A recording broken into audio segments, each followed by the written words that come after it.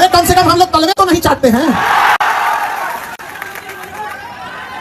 कम से कम ये तो है कि हम विद्यार्थियों के साथ अन्याय होता है तो हम लोग किसी से लड़ जाते हैं। ये नहीं देखते हैं कि वो हवाई चप्पल पे है कि हवाई जहाज पे है। हाँ?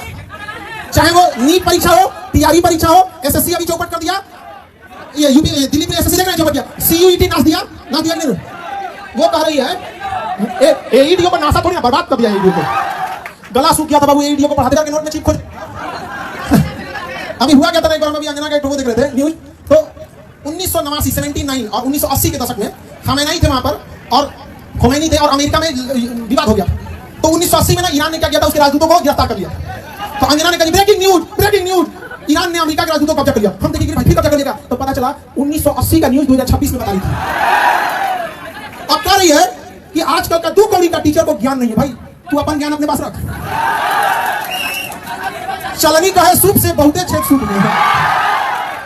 भाई भारत का कोई भी टीचर, चाहे आज 10 बच्चों को पढ़ा रहा है या चाहे 10 लाख बच्चों को पढ़ा रहा है, वो बच्चों को पढ़ा रहा है, अपने से कोशिश कर रहा है। स्कूल में जाके देखो, गांव में देखो, छोटे लेवल हो, मिडिल लेवल हो या बड़े लेवल, हर टीचर ईमानदारी से मेहनत कर रहा है कि नहीं कर रहा।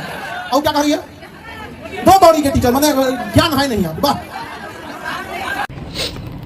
नमस्कार मित्रों, आपने देखा ये इस महान टीचर आदर्श खान सर जी है, और ये क्या बोल रही है, ये क्या बोल रहे हैं पता है, कि ये अंजना कश्यप को बोल रहे हैं कि ये 2 कौड़ी की टीचर कहते हैं। भाई तुम्हारी हरकत है, ऐसा नहीं है कि तुम्हारी हरकत नहीं है।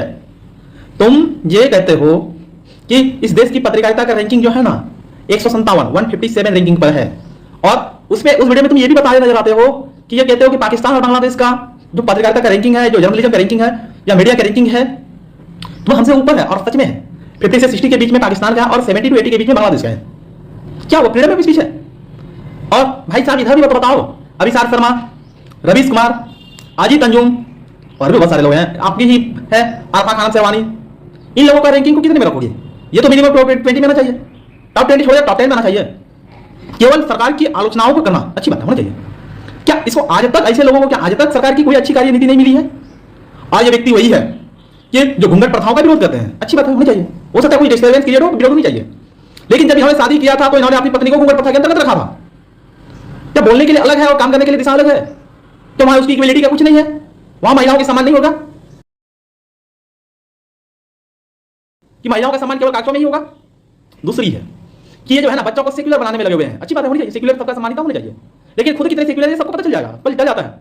आए दिन ये मीडियाओं को भड़काते रहते हैं, आए दिन ये व्यक्ति मीडिया को गाली देते जाते हैं। मीडिया के पास करोड़ों की सेटअप है और करोड़ों लोग, हजारों लोग उसके जो है ना हर एक क्षेत्रों में काम करते हैं। इसके बाद उसके पास सटीक नॉलेज आता है, उसको फिल्टर आउट करने के बाद कुछ लोग कुछ प्राइम टाइम न्यूज वगैरह बनता है, और उस न्यूज को कह रहे हो कि यानी